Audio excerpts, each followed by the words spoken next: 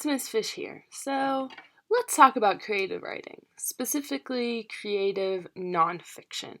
Um, that's a type of writing where you basically just use your own experiences, your own life to produce a piece of creative writing.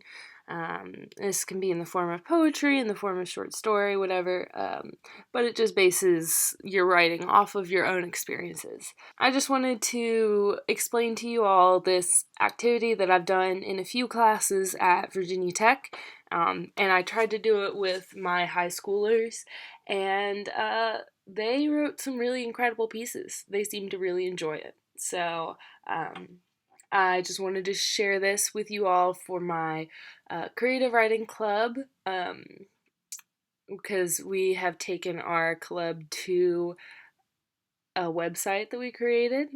So I wanted to create this video to explain this activity for them, but also if anyone else wants to learn how to do this activity, no matter where you're from, what you're doing, I hope you can write with us. So, this is a piece called Where I'm From by George Ella Leon. And again, I've done this activity a couple times in my classes at Virginia Tech. And when I did it, I didn't have this super convenient template here. So you'll notice when I'm going to read the original piece and then I'm going to read my own piece. And you'll notice a few places where it strays from the template and what it suggests.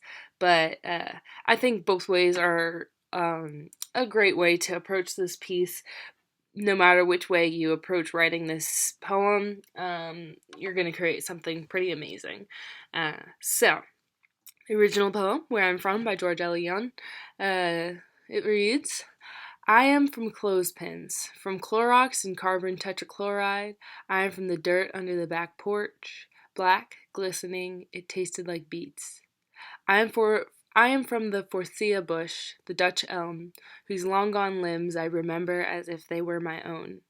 I'm from fudge and eyeglasses, from Imogene and Alifair.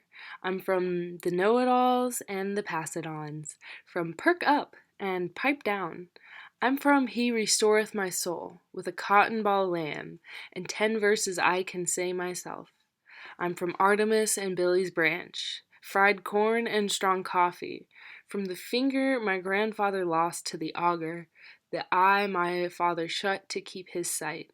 Under my bed was a dress box, spilling old pictures, a sift of lost faces to drift beneath my dreams. I am from those moments, snapped before I budded, leaf fall from the family tree. Ah, I love it every time I read it. Okay, so this is the one I wrote, and I want to do a disclaimer on the first line. The line originally read, I am from cigarettes, but I was reading this to my high school students, and I didn't want them to think that I smoked cigarettes, so I added the smoke of my elders, but I think the I am from cigarettes matches this form a little bit better, but that's just a little side note for myself. So this is my revisioning of where I'm from. I am from the cigarette smoke of my elders, from canine crusted floors and canned food. I am from the grime under blue collar nails. Black and chewed to the quick, they smelled of gasoline. I am from the peony bush, bloomed from ant jaws, and the cherry tree, whose long gone limbs were visited by elderly neighbors and greedy birds, also gone. I'm from deviled eggs and sewing kits, from Garfield and Dad's limericks. I'm from secondhand shops and double negative statements, from Ain't Nobody and That Don't Make No Sense.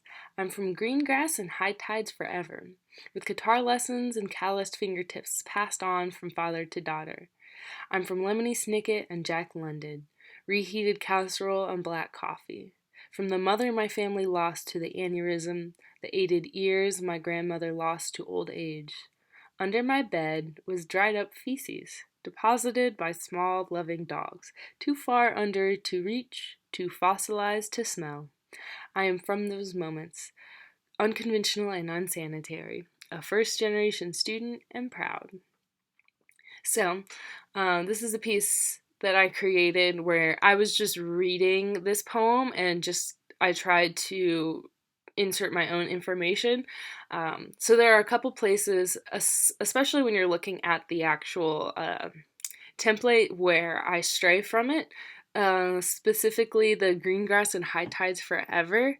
This line, apparently, it's about representation of religion or lack thereof. But when I was reading the piece, I recognized it as just lyrics. So I decided to insert my own lyrics. So I think that's an interesting way to take it if you want to. By no means me talking about green gas and high tides forever doesn't mean that I have a lack of religion in my life, but that was just the way that I took the poem when I was writing it, and I do really like the result that I got. And also the under my bed part, I was thinking of, what's under my bed. And so I thought about it, and I have two very small dogs and a large bed.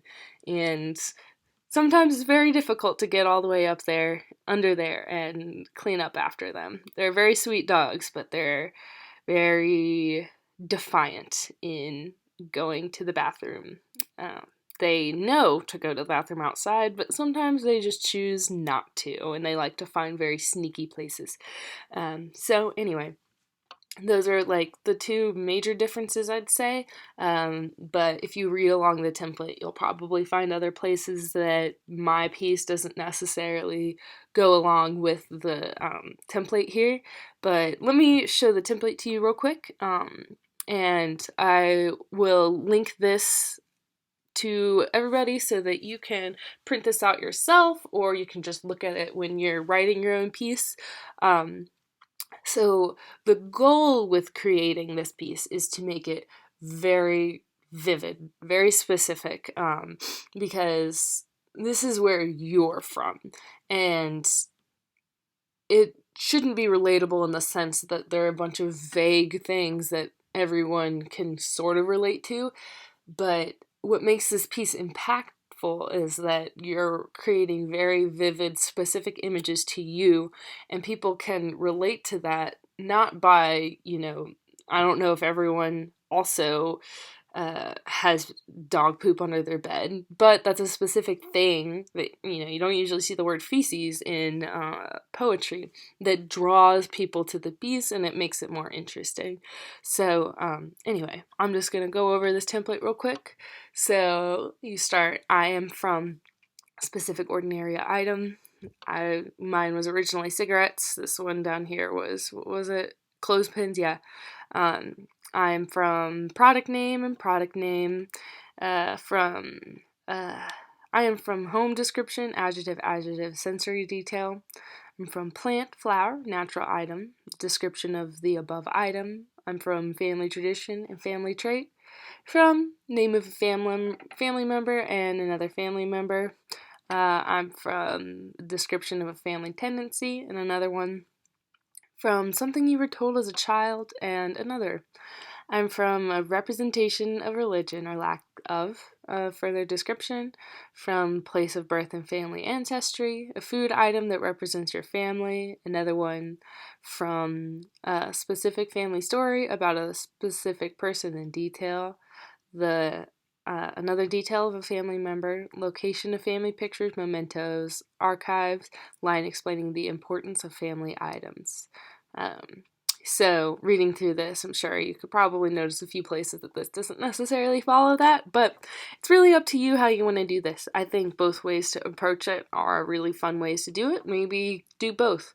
But once you've created this, then you can take your Mad Libs, so to speak, and put it into your own piece. And that's when you can start doing your editing process, start to try to iron out what you want to do, because this has been drafted multiple times.